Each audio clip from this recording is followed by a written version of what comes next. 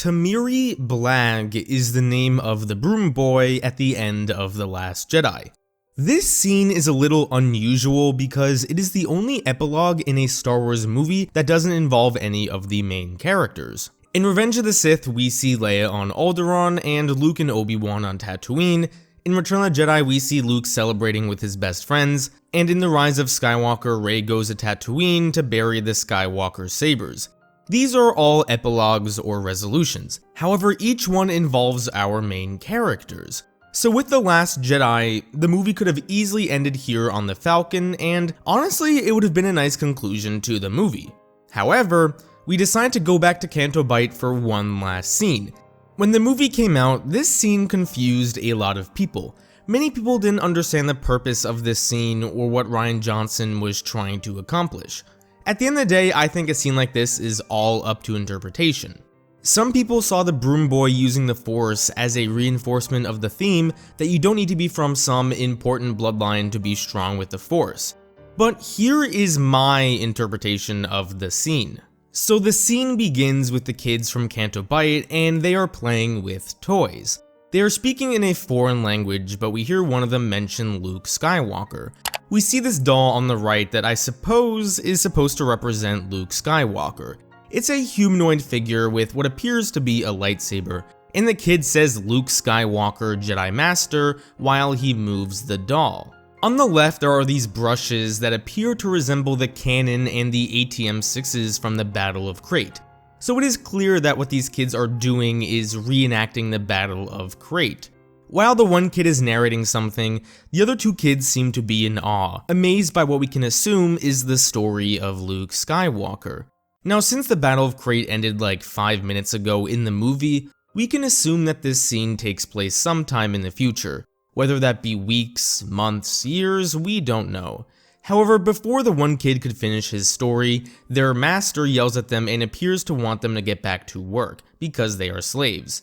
The Broom boy goes outside and slightly uses the Force to pull the broom to him, and he sweeps the floor.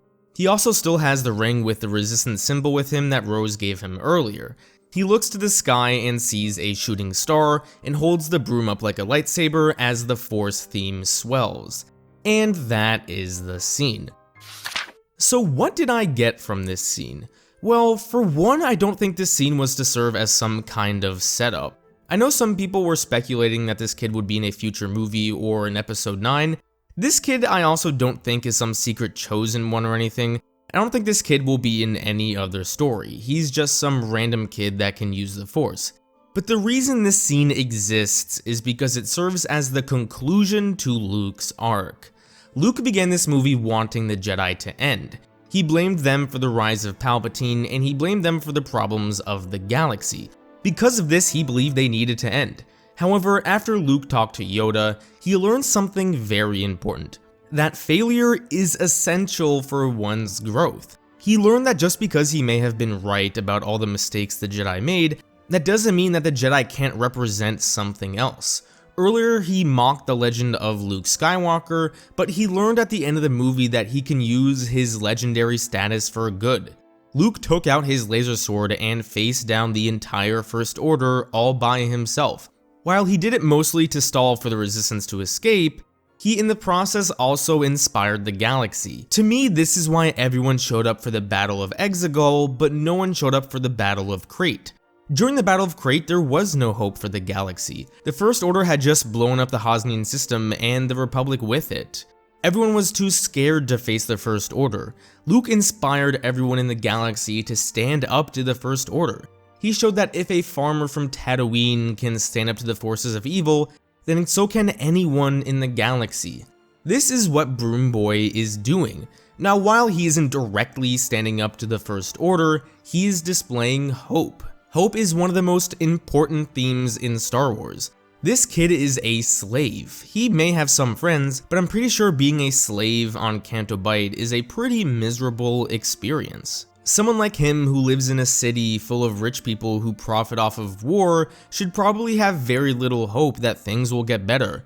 But because of what Luke did, he has hope. He believes that he can be Luke Skywalker. This is why he holds up the lightsaber the same way the doll of Luke Skywalker was holding up his lightsaber. It's funny because the biggest takeaway from this scene for a lot of people was that the kid was force sensitive. However, to me, this is probably the least important aspect of this scene. He's just an ordinary kid with hope. I think the aspect of this scene that goes most unnoticed is that the Broom Boy is supposed to represent us. We as an audience have watched the story of Star Wars, and we have been passing this story down to the next generation for over 40 years. To some, Star Wars is just a cool science fiction movie, and there's nothing wrong with seeing it that way. But to others, Star Wars is about the themes, about friendship, family, redemption, hope. I would bet my money that everyone watching this video at some point used a broom or a stick of some kind and held it like a lightsaber. We have pictured ourselves as Jedi, just like this kid. We are supposed to see ourselves as this kid, and that is what this scene is supposed to represent.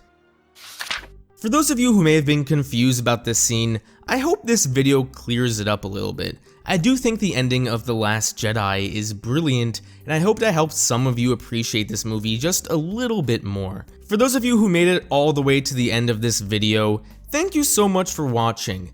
I know it's the Mandalorian season right now, but I can't abandon the sequel trilogy. I love these films, and I will always be making videos about them.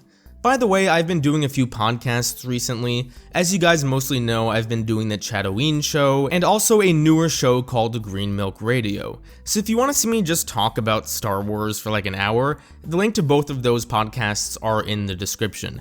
I hope everyone has a wonderful day. Don't forget to unite the Claude Squad, and I'll see you guys next time.